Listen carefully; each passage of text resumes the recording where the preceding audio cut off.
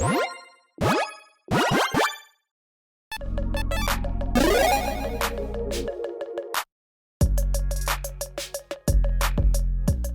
everyone, Mitch coming in from not the Commander's Core studio. That might be a little obvious. But yeah, so recording circumstances are just a little bit different today and maybe for the next couple of days. So please bear with me for, this just being a little bit different, the sound being maybe a little bit different as well. Trying to do my best and make this work. Regardless, on today's episode, I've got a very exciting one for you because Morrow's teasers are out. Morrow, when it comes to I guess I should explain who Morrow is. If you don't know who that is, Mark Rosewater, the head designer at Wizards, likes to put out teasers before an actual, spoiler season starts, essentially. So just kind of little hints, and I kind of like to guess at those hints, and I like to have you guess along with me. So yeah, in the comments below, last time there was a lot of people who were really close, or actually even like dead on with some of the kind of essentially cards that are going to be coming out in that upcoming set. So yeah, I'm excited to see what you all say this time as well. So let's jump into it. Wilds of Eldraine, Morrow's teaser. And here we go. Before previews for Wilds of Eldraine officially begin, I thought it'd be fun to do another of my duelist style teasers where I give hints of things to come. Note that I'm only giving you partial information. Yeah, because it wouldn't really be a teaser if it was just the whole card.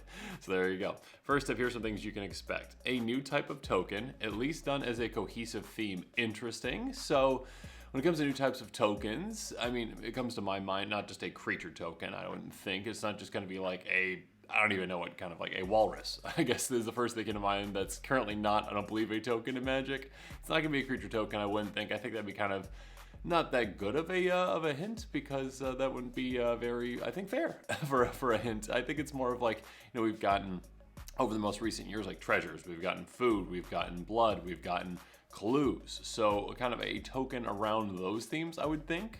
So let me know in the comments what your thoughts are on that, on what we might be getting, what kind of exciting thing you might be seeing one of these tokens do. Maybe a mill token. That could be interesting, maybe. I don't know. Anyways, next up, a card that can activate to copy enchantments. That's pretty fantastic. I personally am one who absolutely loves copying enchantments. One of my favorite cards of all time is Song of the World Soul. And being able to copy that for populating effects can be quite crazy in my Giganta deck. So hopefully that is a nice, easy way to copy an enchantment. Maybe make an extra, token copy of it. Maybe you can find other ways to get you more copies of that. And yeah, just really interesting. Activate to copy enchantments. Maybe it's a commander potentially, because that'd be a pretty cool effect. And again, one that Song of the World Soul could go pretty crazy with. So let me know what your thoughts are in the comments about this one. Adventures on a new permanent type. Interesting. So up to this point, I believe, and correct me in the comments below if I'm wrong on this, we've only gotten adventures that are, creatures. Because creatures can go on adventures, right? Thematically, that makes sense. And I might be wrong on that, but I don't think we've gotten any artifacts or any enchantments that have gone on creatures or gone on adventures. So maybe like an artifact going on an adventure is kind of how I would think this might happen. Maybe it's Planeswalker, but actually no, we've already seen the Planeswalker. I think there's only one. I'm gonna go with artifact. That's gonna be my guess. I think like kind of like something that goes along an adventure too, like the Lord of the Rings. The Ring went on an adventure with Frodo. Technically, now was it an adventure the Ring wanted to go on? Probably not, but we shall see. Kind of like what this is. You're bringing along kind of this item on this epic quest. That's kind of my thought on this. Moving on. An artifact that is two different artifact subtypes normally associated with artifact tokens. Interesting. Okay, so I mean, food is probably one of them, right? I think Wilds of Eldraine. I mean, food is kind of where Throne of Eldraine is where food really came about.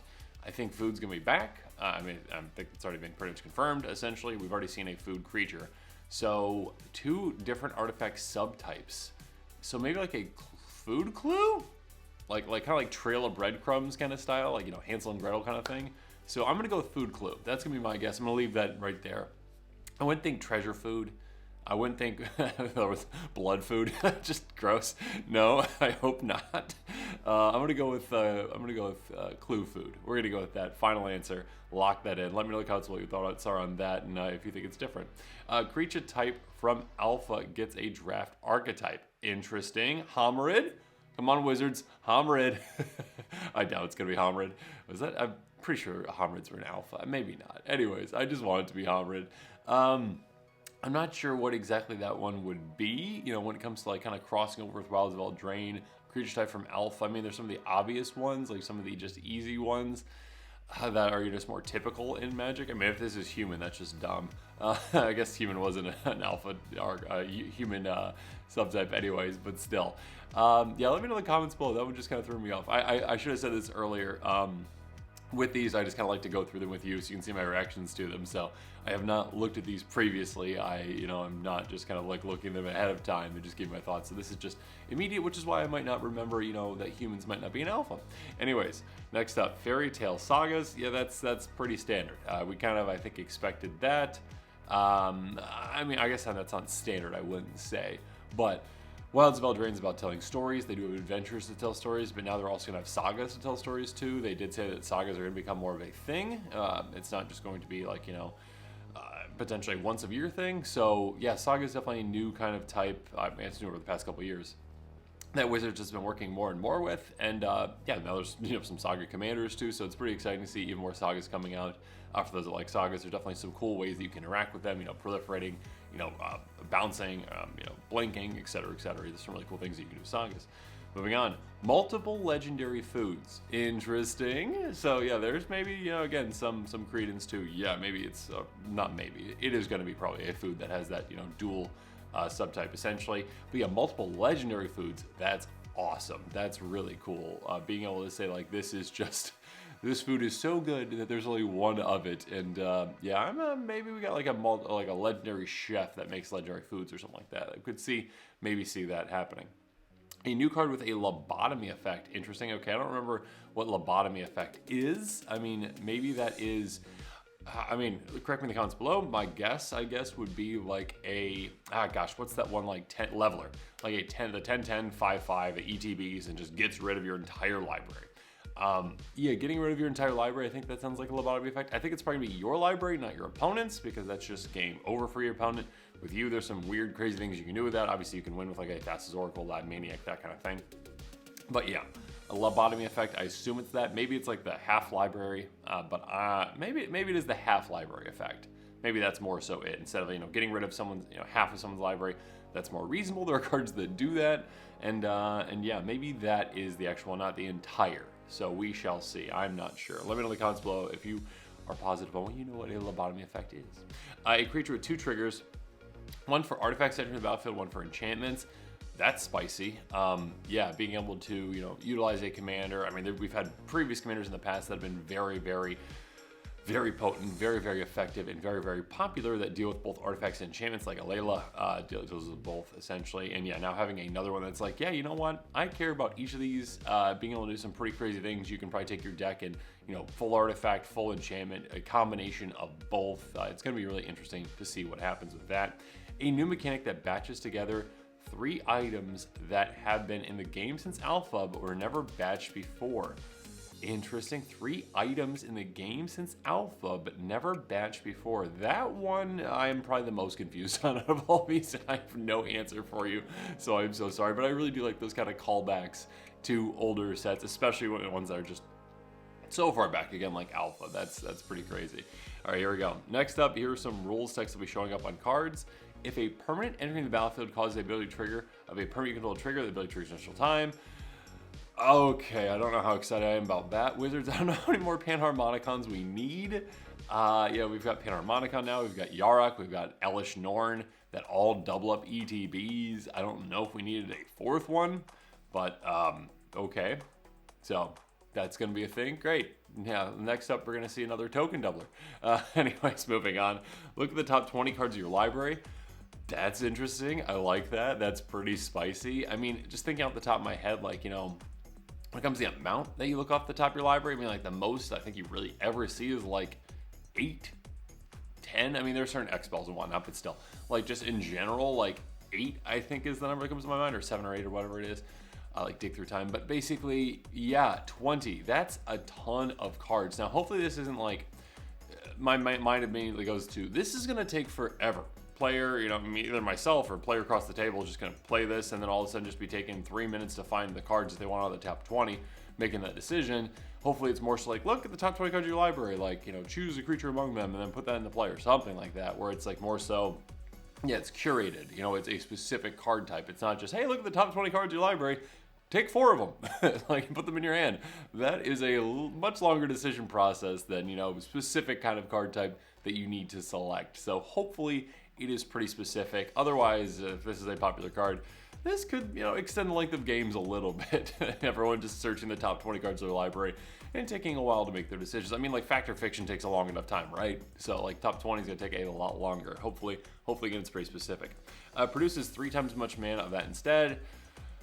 Okay, again, I did not read through these ahead of time, and yep, the Panharmonicon, essentially, we're seeing one of those. Wizards is pushing things again, it seems like, and my goodness, yeah, we've got another, Nyxbloom Ancient, yep, that'd be the one, right? That just triples up mana. That is an incredibly powerful card in Commander. I don't know if you've ever lost to that one, and I definitely have, Eddie. But yeah, tripling mana is crazy good, and yeah, there's only one of those so far, but now apparently there's 2. We'll see if this is, I'm assuming this is an effect that's on a permanent, like Nyxbloom Ancient. It just is a tripler. It is going to stay in play. It is not just a one-off effect like a High Tide. It might be, but I'm assuming, again, Wizards is trying to push things lately, and yeah, this is probably a card that can really push things again. I mean, we just got another tripler, and gosh, what was it? One of the Phyrexia sets that triples up Damage City on Fire, and so essentially, yeah, coming up with another tripler, maybe one in green. Hopefully it's not just an enchantment that costs like 6 mana. Oh gosh, Wizards, maybe like 8. Again, you're gonna do like 8, but Convoke. Oh gosh, yeah, hopefully not. So yeah, that's a really gross card.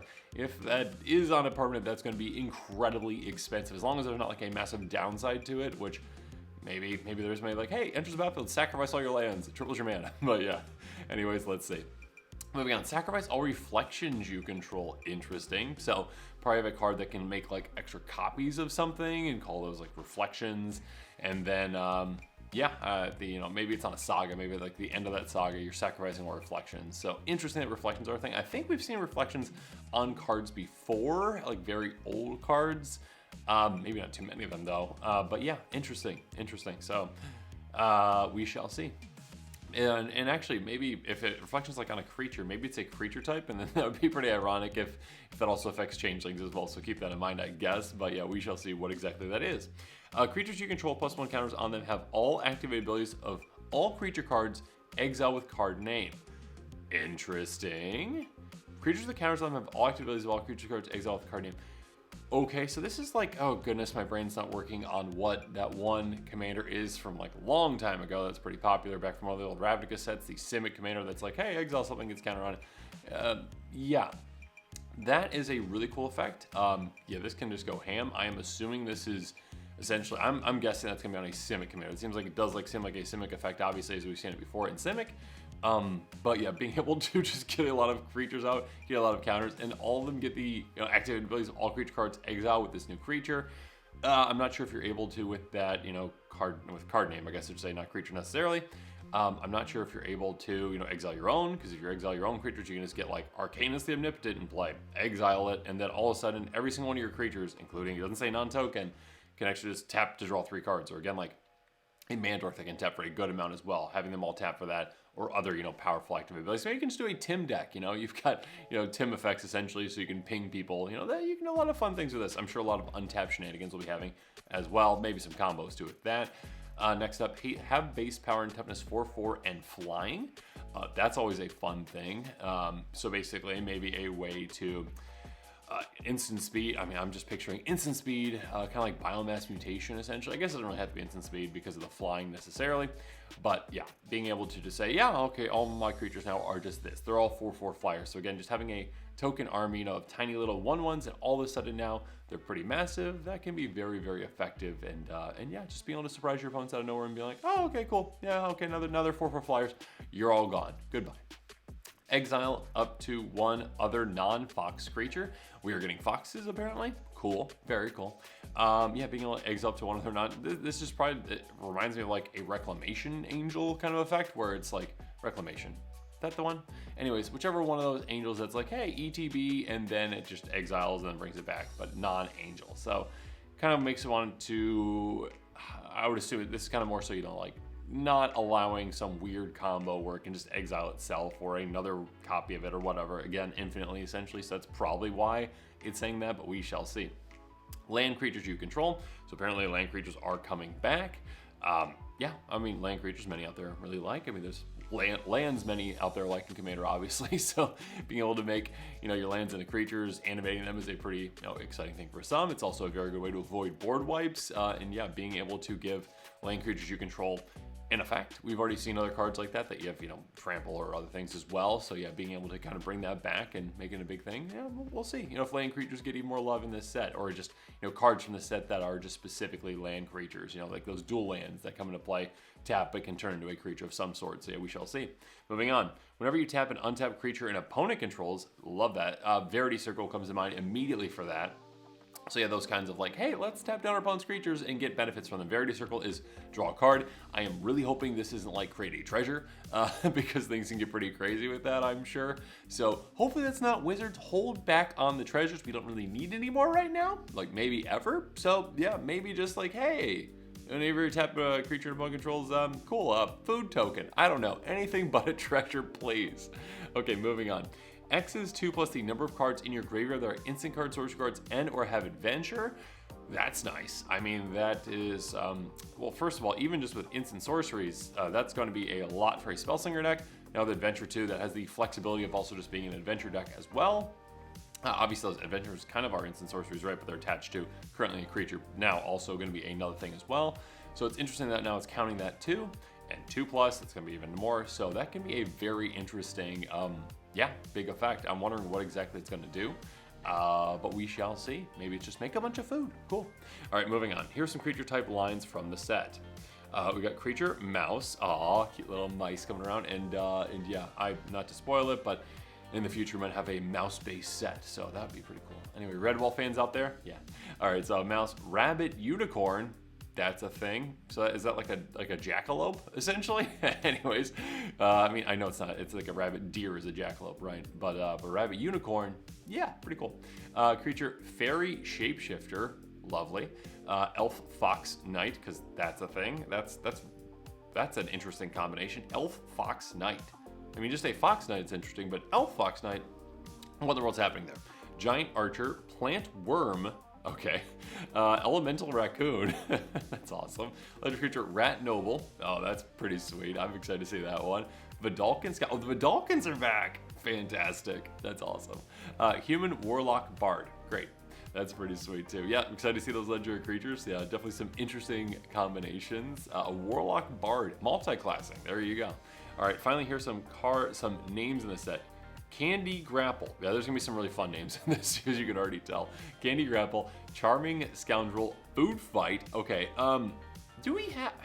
Was there a Food Fight card in like an unset at some point? I mean, I don't think they even double up on those names right from like unsets. But I feel like there's like some kind of a Food Fight card at some point. Maybe not named exactly that. Protective Parents, that's nice, like a helicopter parent essentially. Scream Puff, Stroke of Midnight, A Tale for the Ages, 3 Blind Mice, and 3 Bowls of Porridge up the Beanstalk. Yeah, that's pretty fun. So yeah, really cool. Kick off the preview season for Wilds of Eldraine with the debut stream on August 15th at 10 a.m. and our official YouTube channel. Catch up with our web fiction before August 8th through 14th. Cool. So basically, yeah, today and the next coming days, there's going to be some web fiction. Cool. Stay tuned for that. But yeah, preview season apparently starts on the 15th, so make sure you are ready for that. Make sure you're staying tuned to this channel for exciting previews and spoilers. I'm going to try my best to stay on top of things. And probably will be back in my regular setup then. But yeah, thank you for bearing with me for now. Yeah, comment below with your thoughts on all these. I love to hear from you, especially on these, because yeah, you all are really good at this, and apparently much better than me when it comes to guessing these. So yeah, let me know in the comments below what your thoughts on are these. Do you know for sure that something is just, oh yeah, it's definitely, the two things are food, clue, or food, blood, or whatever it's gotta be. So yeah, let me know in the comments below. And of course, as always, thanks again and have a good one.